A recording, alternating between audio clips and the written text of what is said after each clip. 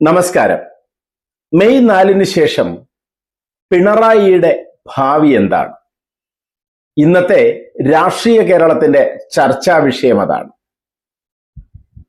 കൂട്ടലും കിഴിക്കലുമെല്ലാം കഴിഞ്ഞ് രണ്ട് മുന്നണികളും UDF-ഉം LDF-ഉം ഭരണം അവകാശപ്പെടുന്നു.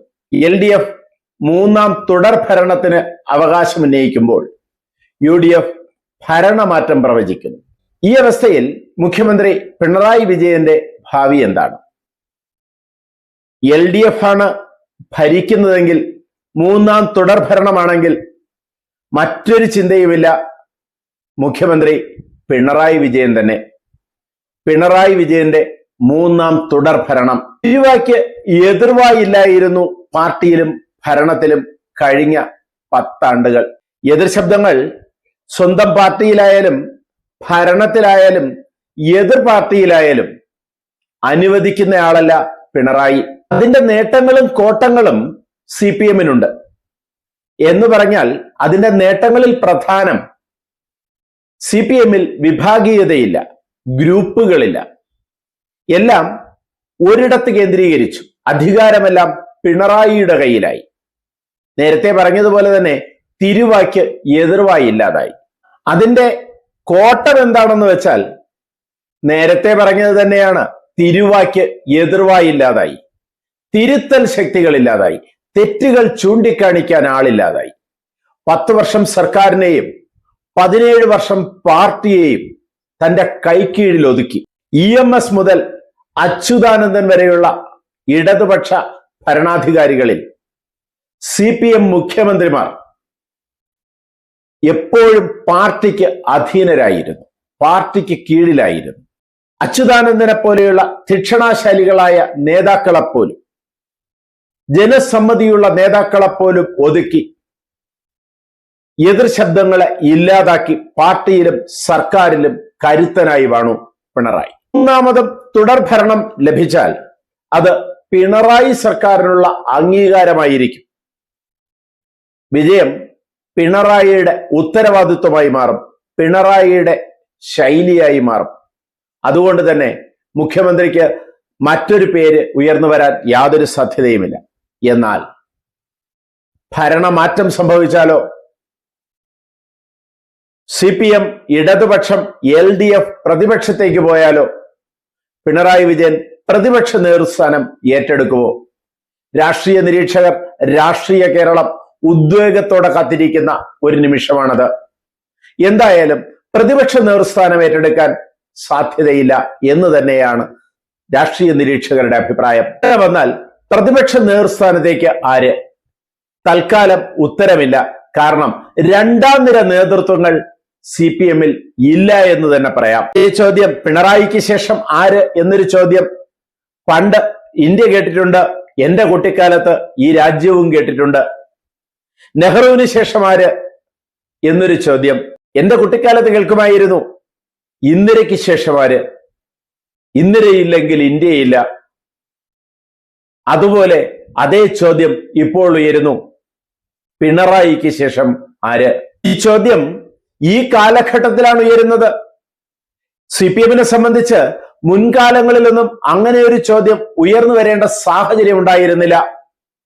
കാരണം എപ്പോഴും CPM-ൽ ഒന്നാം നിര നേതാക്കളുടെ താഴെ രണ്ടാം നിര നേതാക്കൾ ഉണ്ടായിരുന്നു, അതിന്റെ താഴെ മൂന്നാം നിര നേതാക്കൾ ഉണ്ടായിരുന്നു. എന്നാൽ എതിർ ശബ്ദങ്ങളെ അവഗണിക്കുന്നതിനും അരിഞ്ഞു വീഴ്ത്തുന്നതിനുമിടയിൽ തനിക്കൊപ്പം ഒരു നേതാവ് വളരാനുണ്ടോ എന്ന് പിണറായി ശ്രദ്ധിച്ചില്ല, അല്ലെങ്കിൽ വളരാൻ അനുവദിച്ചില്ല എന്ന് തന്നെ പറയണം. അങ്ങനെ വരുമ്പോൾ പാർട്ടിയിൽ ഇപ്പോൾ ഇനി അധികാരത്തിലേക്ക്, അല്ലെങ്കിൽ പാർട്ടിയുടെ നേതൃസ്ഥാനത്തേക്ക് പകരം ഏറ്റെടുക്കാൻ ആരുണ്ട്? ഗോവിന്ദനുണ്ട്, MA ബേബിയുണ്ട്, സ്വരാജുണ്ട്, KK ശൈലജയുണ്ട്, മുഹമ്മദ് റിയാസ് ഉണ്ട്, P രാജീവ് ഉണ്ട്. പക്ഷേ ഇവരെല്ലാം വൻമരത്തിന്റെ ചുവട്ടിൽ വളർന്ന, അല്ലെങ്കിൽ തണൽ മരത്തിന്റെ ചുവട്ടിൽ വളർന്ന മരങ്ങളാണ്. ഈ കൊടും വേനലിൽ വളർന്നു പന്തലിച്ച് വൻമരമായി തണൽ വീഴ്ത്താൻ ഇവർക്ക് എത്ര കഴിയുമെന്ന് ആശങ്കയുണ്ട്. രാഷ്ട്രീയ കേരളം അത് സംശയിക്കുന്നുമുണ്ട്. ഇവിടെ പാർട്ടിയുടെ നഷ്ടമെന്ന് പറഞ്ഞാൽ കോടിയേരിയാണ്. സഖാവ് കോടിയേരി ഉണ്ടായിരുന്നു എങ്കിൽ അങ്ങനെ ഒരു ചോദ്യം പാർട്ടിയിൽ ഉണ്ടാകുമായിരുന്നില്ല.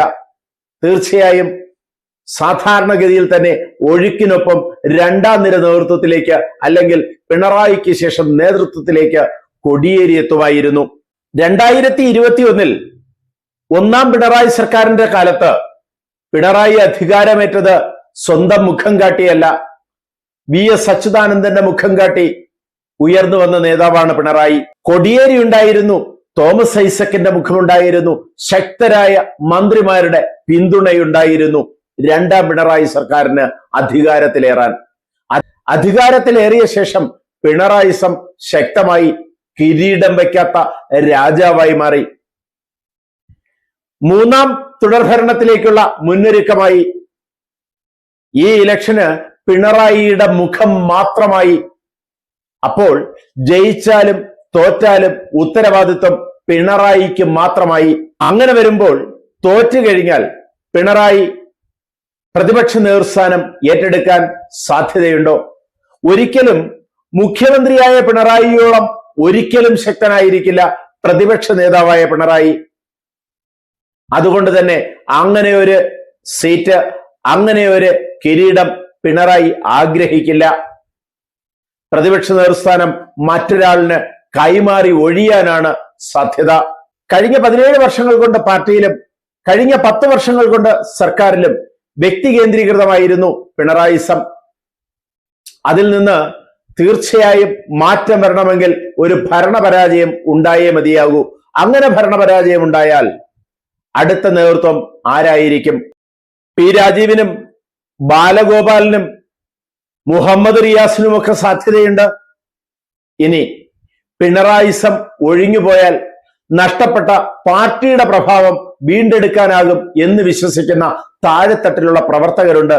ഒരു പ്രാവശ്യം തോൽവി ആഗ്രഹിക്കുന്ന താഴെത്തട്ടിലുള്ള പ്രവർത്തകരുണ്ട്. എങ്കിൽ മാത്രമേ ഈ പാർട്ടി നിലനിൽക്കൂ എന്ന് വിശ്വസിക്കുന്ന സാധാരണ പ്രവർത്തകരുണ്ട്. കൊടി പിടിക്കുന്ന, പോസ്റ്റർ ഒട്ടിക്കുന്ന സാധാരണ പ്രവർത്തകർ. കമ്മ്യൂണിസ്റ്റ് പാർട്ടി ഇവിടെ വേണം. കാരണം സമരങ്ങളിലൂടെ രാഷ്ട്രീയത്തെ ശരിയായ ദിശയിലേക്ക് നയിക്കാൻ കഴിവുള്ള പാർട്ടിയാണ് കമ്മ്യൂണിസ്റ്റ് പാർട്ടി. സമരങ്ങളിലൂടെ അവർ അത് തെളിയിച്ചിട്ടുണ്ട്. ഭരണത്തിന്റെ തെറ്റായ ചില ചിന്തകളെ സമരങ്ങളിലൂടെ നേർവഴിക്ക് നയിച്ചിട്ടുണ്ട് കമ്മ്യൂണിസ്റ്റ് പാർട്ടി. അതുകൊണ്ട് തന്നെ ഈ പാർട്ടി ഇവിടെ ഉണ്ടാകണം. പക്ഷേ ഇപ്പോഴത്തെ രീതിയിലല്ല. സാധാരണക്കാരന് പ്രതീക്ഷയായി, ആവേശമായി ഈ നാട്ടിലുണ്ടാകണം. CPM-ലെ പിണറായിസത്തെക്കുറിച്ച് രാഷ്ട്രീയ നിരീക്ഷകനായ ഡോക്ടർ മോഹൻ വർഗീസ് അടയാളപ്പെടുത്തുന്നത് ഇങ്ങനെയാണ്. തന്റെ ഫേസ്ബുക്ക് പേജിൽ അദ്ദേഹം ഇങ്ങനെ കുറിച്ചു: ഒരു ജനാധിപത്യ വ്യവസ്ഥയിലെ കമ്മ്യൂണിസ്റ്റ് സംവിധാനവും ഏകാധിപത്യ വ്യവസ്ഥയിലെ സംവിധാനത്തിലും എല്ലാം ഒരു സിംഗിൾ ഫേസ് ഉണ്ടാകും.